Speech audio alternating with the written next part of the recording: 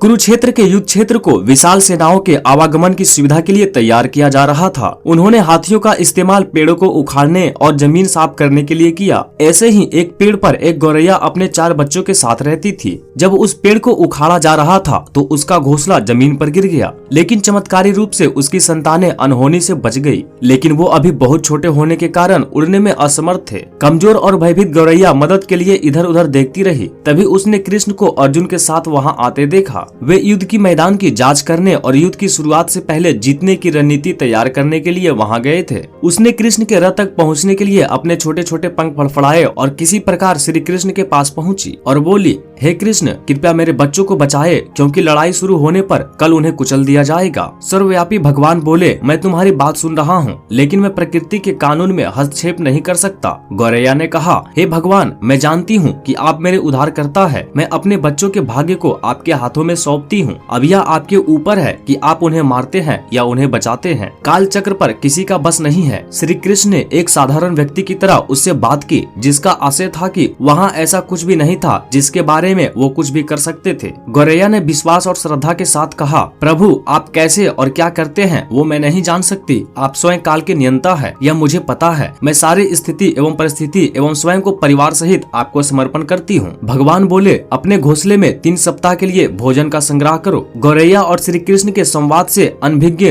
अर्जुन गौरैया को दूर भगाने की कोशिश करते हैं। गौरैया ने अपने पंखों को कुछ मिनटों के लिए फुलाया और फिर अपने घोंसले में वापस चली गई। 2 दिन बाद शंख के उद्घोष से युद्ध शुरू होने की घोषणा की गई। कृष्ण ने अर्जुन से कहा कि अपने धनुष और बाण मुझे दो। अर्जुन चौंका, क्योंकि कृष्ण ने युद्ध में कोई भी हथियार नहीं उठाने की शपथ ली थी। इसके अतिरिक्त अर्जुन का मानना था कि वही सबसे अच्छा धनुधर है। मुझे आज्ञा दे भगवान, अर्जुन ने दृढ़ विश्वास के साथ कहा, मेरे तीरों के लिए कुछ भी अभेद नहीं है। चुपचाप अर्जुन से धनुष लेकर कृष्ण ने एक हाथी को निशाना बनाया, लेकिन हाथी को मार के नीचे गिरने के बजाय तीर हाथी के गलों की घंटी में जा टकराया और एक चिंगारी से उड़ गई। अर्जुन ये देखकर अपनी हंसी नहीं रोक पाई कि कृष्ण एक आसान सा निशाना चूक गए। क्या मैं प्रयास करूं? उसने स्वयं को प्रस्तुत किया। उसकी प्रतिक्रिया को नजरअंदाज करते हुए कृष्ण ने उन्हें धनुष वापस दिया और कहा कि कोई और कार्रवाई आवश्यक नहीं है। लेकिन केशव, आपने हाथी को क्यों तीर मारा? अर्जुन ने पूछा। क्योंकि इस हाथी ने उस गौरैया के आश्रय उसके घोंसले को जो एक पेड़ पर था उसको गिरा दिया था। कौन सी गौरैया? अर्जुन ने पूछा। इसके अतिरिक्त हाथी तो अभी स्वस्थ और जीवित है, केवल घंटी ही टूटकर गिरी है। अर्जुन के सवालों को खारिज करते हुए कृष्ण ने उसे शंख फूंकने का निर्देश दिया। युद्ध शुरू हुआ। अगले 18 दिनों में कई जाने चली गई।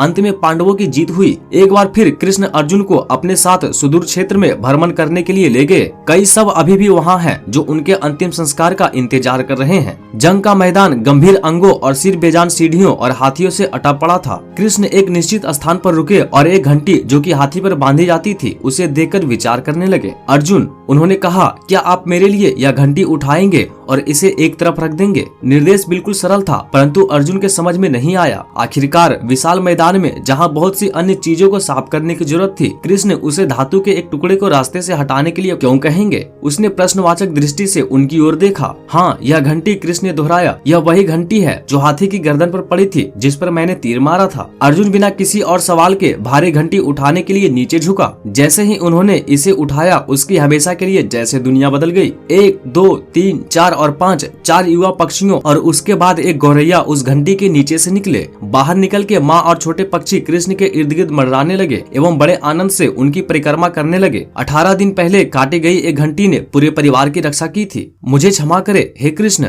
अर्जुन ने कहा। आपको मानव शरीर में देखकर और सामान्य मनुष्य की तरह व्यवहार करते हुए मैं भूल गया था कि आप वास्तव में कौन हैं।